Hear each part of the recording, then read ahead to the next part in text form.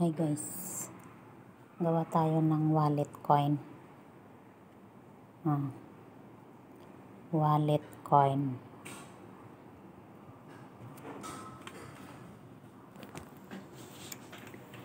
So meron tayo ditong zipper.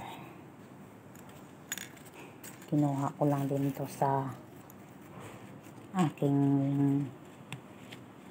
lagayan ng earphone. Ayan. Tapos itatahi na natin dito. Dito lang guys. Masyadong mahaba nga lang to eh. Pero it's okay lang.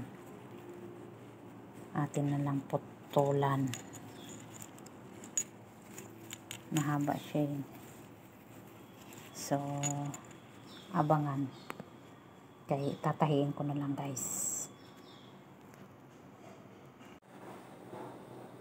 Natapos na guys.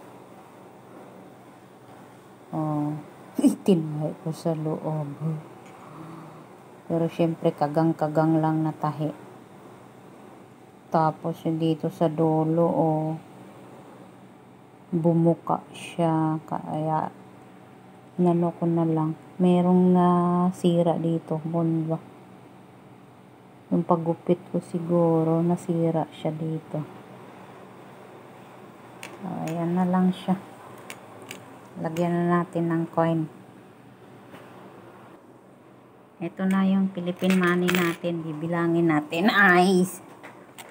Itong mga coins ko, Philippine money. 5, 10, 15, 20. 20. 1, 2, 3, 4, 5. 25. 1, 2, 3, 4, 5, 6. Diba? May 26 na akong Philippine money. So, malagyan na natin tong aking ginawang pitaka. Coin. Kasi nga, diba, ang lagayan ko ng coin ko ay dito. Ringgit yung isa dyan palagay. Kaya, eto. Ayan na, meron na akong coin,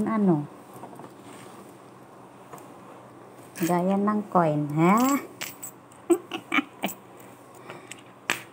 Nagawa na ako ng, diba may pitaka na ako, guys.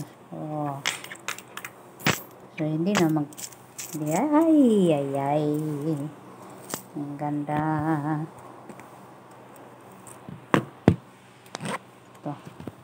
Ito. Ayan na. Mga ritaso, mga konting lang to, natira. Ito, ang ginawa ko. Tinabuan na lang yan dyan. Diba? Kagawa ako ng DIY pitaka. May coin na ako. Coin wallet na ako. Eto na. Dito ko na ilalagay. So, pag uwi ko, magagamit ko na to. Yung Philippine money ko. Kasi dito ko yan nilagay. Nandito na siya. Yehey! Ayan. Thank you.